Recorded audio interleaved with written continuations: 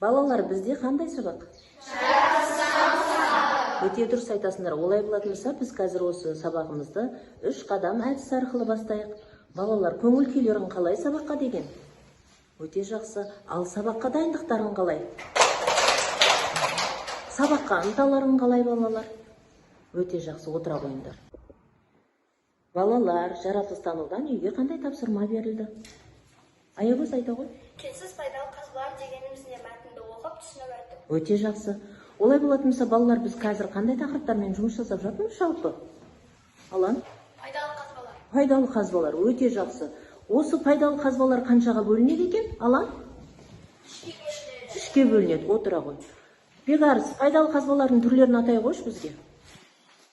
Жаңғыш пайдалы қазбалар, кенді пайдалы қазбалар, кенсіз пайдалы қазбалар. Өте жақсы. Жаңа айтып кеттіңдер, пайдалы қазбалар 3 топқа бөлінеді деп. Олай болатын болса, бүгін бізде сабағымызда сол пайдалы қазбалардың түрлеріне байланысты 3 топқа бөлінеміз. Жаңғыш пайдалы қазбалар, кенді пайдалы қазбалар және кенсіз пайдалы қазбалар.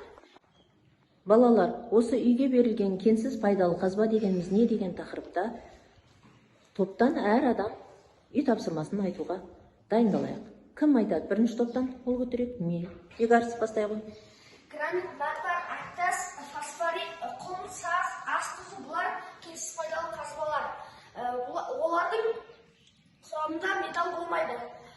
Бұлар өндіріске, құрылысқа шикізат ретінде пайдаланады. Құрылыста көбінесе гранит пайдаланылады. Ол қатты таусылыстарынан жасалады. Өте жақсы. Ол үзілмейді. Берік болады, е? Берік болады, өте жақсы. Ары қарай екінші топтан кенді пайдалы қазбалар тобынан кім айтады? Мағжан, айта ғой. Сан ауыратын әктің үйдің қабырғасын.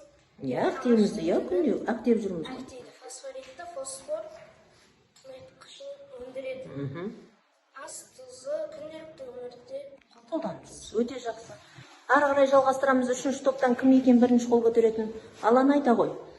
Аттас, бор, құм, саз және басқа да пайдалы қазбалар, оларды әлемде көп жерлерде кездестіруге болады. Елімізде. Елімізде кездестіруге болады. Фосфориттің Фосфор кені қай жерде орналасқан екен? Қаратау? Қаратау өңірінде орналасқан екен. Ең үлкен кені бойынша біз нешінші орында екенбіз? Фосфориттің. Дүниежүзі бойынша екінші орында екенбіз. Өте жақсы. Балалар, үйге берілген тапсырманы өте жақсы оқып келіпсіңдер. Енді тағы да пысықтау мақсатында мен сендерге сұрақ қояйын. Әр топқа бір сұрақ берем. Бірінші топқа пайдалы қазбалар қоры дегеніміз не? Аяла, айта ғой. пайдалы қазбалар қоры дегеніміз жер қыртысындағы кеннің зат мөлшері. Өте жақсы. Екінші топ, енді сендер маған атай қойыңдаршы. Сарқылмайтын ресурстарға нелер жатады? Нұрхан? күн көзінің энергиясы тез су алады. Өте жақсы. Енді үшінші топқа сұрақ қояйық. Бұлар қалай жауап берер екен? Сарқылатын ресурстарға не жатады, балалар? Асылай? Сарқылатын ресурстарға пайдалы қазбалар жатады.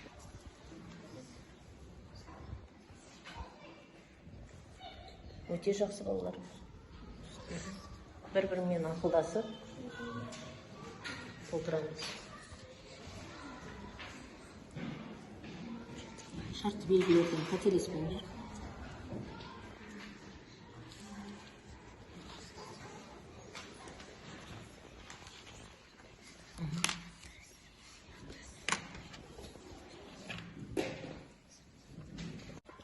Өте жақсы, балалар. Барлықтарын жақсы толтырып шықтыңдар. Балалар, тақтаға назар аударамыз. Бүгін біз сендермен пайдалы қазбаларды немен алмастыруға болады деген тақырып өтеміз. Және біздің мақсатымыз сабағымыздың пайдалы қазбаларды үнемді пайдалану, сарқылатын және сарқылмайтын пайдалы қазбалар, заттарды жасайтын табиғи және жасанды материалдарды анықтауды үйренеміз. Балалар, тақтаға қарайықшы. Бұл оқулықтарында да тұр. Адам неліктен табиғи заттарды жасанды заттармен ауыстырады деп ойлайсыңдар? Және балама энергия көздерін не үшін пайдаланамыз? Қазір ойлана отырып, маман топтарымен жұмыс жасаймыз. Топпен жұмыс жасап, маман топтарымен кірсін. Халық кірсін. Балалар, бірінші топ дайын екен, ондай болса бірінші топтың жауабын тыңдап көрейік. Сарқылатын ресурстармен Иә. үнемдеу үшін оларды сарқылмайтын ресурстармен алмастырамыз. Алмастырамыз. Өте. Екінші топ ары қарай жалғастырамыз. Сендердің ойларың бойынша. Мұнай мен көмірден алынатын энергия судан, желден, өсімдіктерден, күннен алады. Болады. Үшінші топтың жауабын тыңдап көрейік. Ал, аяулым. Пайдалы қазба сарқылатын табиғи ресурстарды оны басқа ресурстармен Алмастырып не істейміз? оны үнемдейміз. Үнемдейміз. Балалар, жоба жаса Айдарымен сендерге болашақ мектептің құрылысын, яғни суретін салып келіңдер. Құрылысты пайдаланатын, құрылыста пайдалы қазбалардан үнемдеу, олардың орнына сарқылмайтын ресурстарды пайдалану негізге алып жасаңдар дегенбіз. Дайын болсаңдар, қай топ дайын? Кенсіз пайдалы қазбаларынан кім шығады? Алан келу.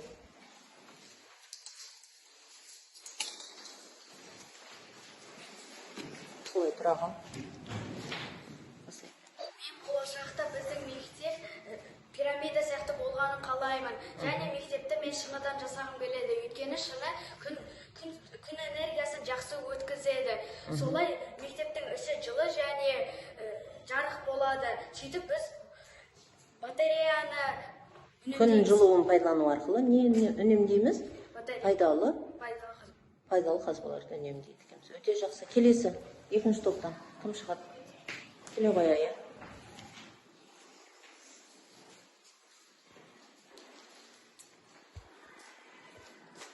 Мен болашақта мектеп осындай пішінде болғанын қалаймын. Менің мектебім Қандай құрылыстан салынған? шыны материалынан құралған. Себебі шыныдан күн жақсы энергия өткізеді. Біз мектепте жылы жүреміз. Ал ол арқылы біз не пайдаланамыз? Шыны пайдалану арқылы нені үнемдеп тұрмыз? Жарықты үнемдейміз. Энергияны үнемдейміз. Баламалы энергия көздерін пайдалану арқылы үнемдейміз. Өте жақсы. Ал енді келесі. Жаңғыш пайдалы қазбалар тобынан кім шығады? Қорғауға. Келе ғой.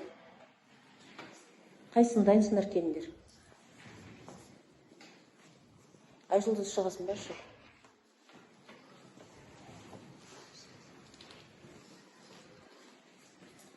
Ал енді жаңғыш пайдалы қазбалар тобының проектісін көрейікші. Сөйле ғой.